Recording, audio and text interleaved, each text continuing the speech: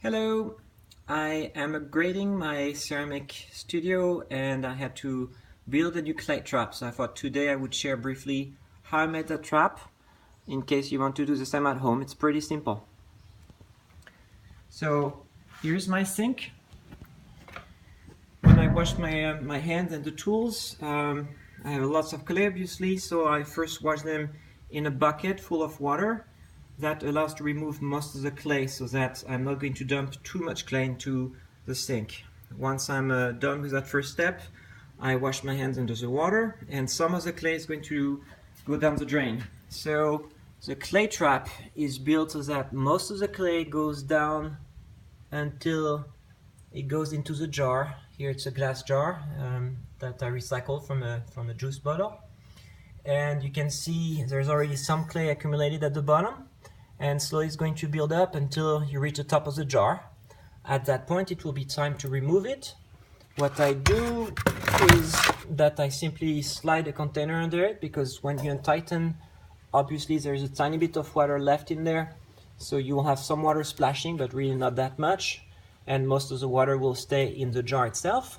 So you untighten by the male-female adapter here, and the rest of the water, hopefully with less clay, is going to go down the main drain. So the only thing that I wanted to share as well was how I built the bottom part, the glass jar, and connected it to the clay trap. So what I did here is that I have a male-female adapter, and I found one that fit the glass jar pretty well, but it was a little too loose. So what I did was taping the outer rim of the glass jar with some electrical tape until the fit was pretty tight, and then I simply glued it with Gorilla Glue, and it works just fine. It doesn't move at all. I think that's all.